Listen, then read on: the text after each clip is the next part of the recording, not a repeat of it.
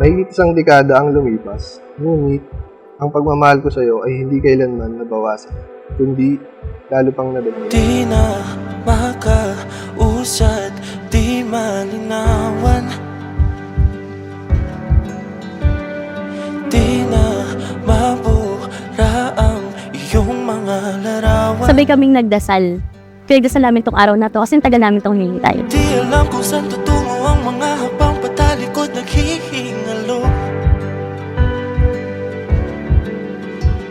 Ang lapis na ginamit sa kwento nating naulot. Bawat buklat ng aklat binabalikan.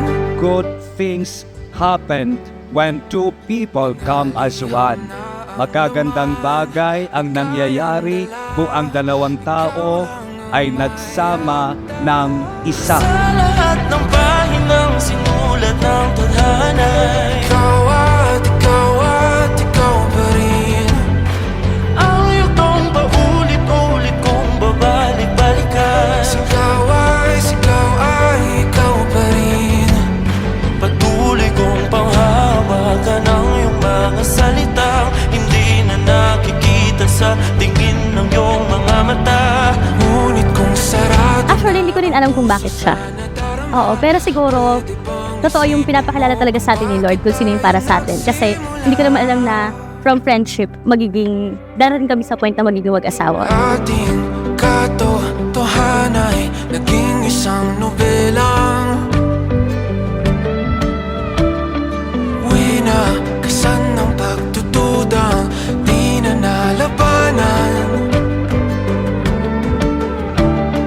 Nais na maramdaman muli kung paano isulat ang pangalan mo. Kahit tumanda na tayo, kahit magbago lahat sa paligid natin, ikaw pa rin ang pinakamabuti, pinaka-sexy, higit sa lahat, pinakamaganda sa paningin. Sa lahat ng pahinang sinulat ng tadhana, ikaw at ikaw pa rin. Ang yugtong paulit-ulit kong mabalik-balikan. Sigaw ay ikaw pa rin. Simula Sean Michael, bukal ba sa iyong loob ang iyong pagparito upang makaisang dibdib si Rochelle na iyong pakamamahalin at paglilingkuran habang buhay? Opo, Father. yugtong di na sana naisulat pa. Simula sa wakas na di matuklasan. Babalik kung saan di na I never thought I could love you this much, but I did, I have, and I do. And today is a testament of the love we have built, the battles we have won, and the journey we will continue together.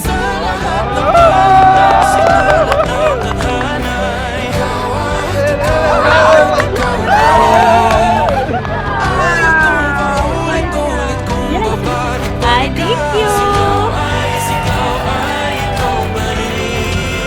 Patuloy kong panghahawakan ng iyong mga salita. Di na nakikita sa tingin ng iyong mga mata. Ngunit kung sarado na ang puso sa nadarama, pwede bang isipin mo kung bakit Nag-uumapaw ang pagmamahal na pinaparamdam sa akin ng Panginoon. Labis-labis ang pagmamahal na ibinuhos sa akin ng aking mga magulang at mga kapatid. Kung kaya't nais ko rin na maiparamdam at maibigay sa iyo at sa magiging mga anak natin ang ganitong klaseng pagmamahal. Mahal na mahal kita, mahal ko, ang aking una at huling halik. Tinatawag ko kayong lahat.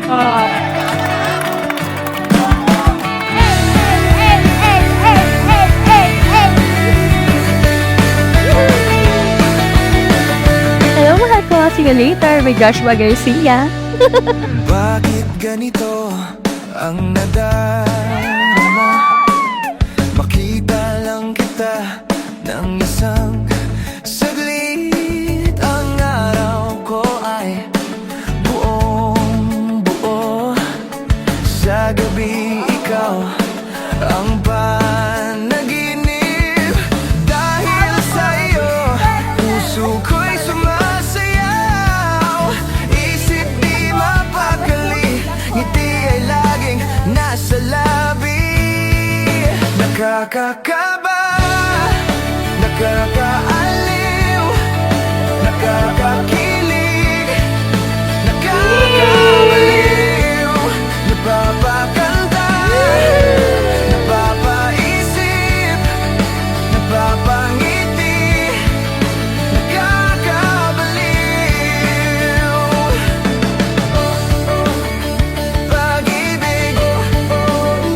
Alam mo naman na sobrang mahal na mahal kita.